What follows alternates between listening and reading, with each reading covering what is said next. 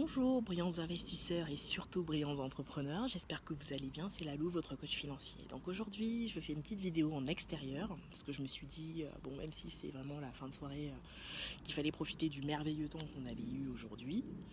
Et vous m'excuserez pour les bruits extérieurs, mais je pense que c'était quand même plus sympa de faire une vidéo comme ça. Donc aujourd'hui je vais vous parler de quelque chose qui me tient à cœur. Donc quelque chose de très personnel, je vais vous parler des 3 plus grandes erreurs que j'ai faites en implantant mon entreprise au Cameroun.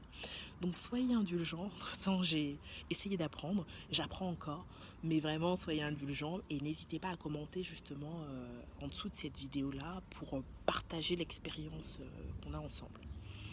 Donc pour rentrer dans le vif du sujet, ma première erreur, ça a été de ne pas me concentrer sur la vente.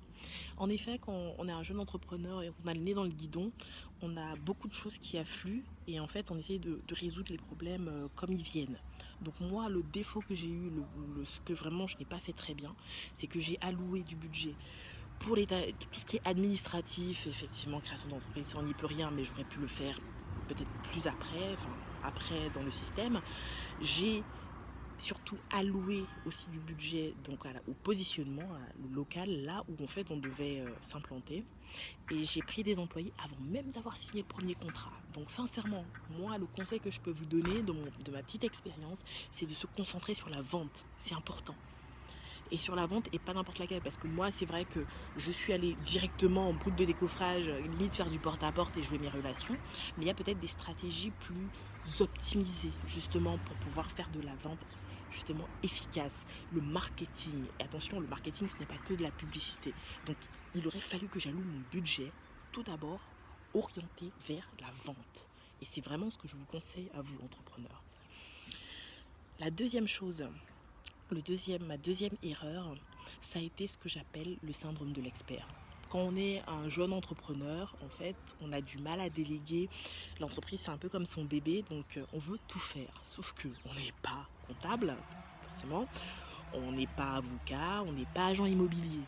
Donc il y a des gens qui ont des compétences que nous n'avons pas. Il faut apprendre à déléguer à ces personnes-là pour pouvoir nous concentrer sur ce qu'on sait faire et ce pourquoi on a créé l'entreprise.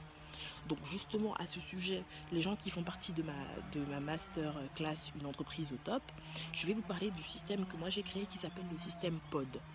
Prioriser, optimiser, automatiser et déléguer.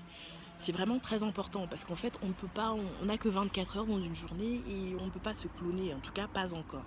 Donc il faut savoir s'entourer d'une dream team. Tout comme les investisseurs ont leur dream team, les entrepreneurs doivent avoir aussi leur dream team pour savoir s'appuyer sur des gens de confiance.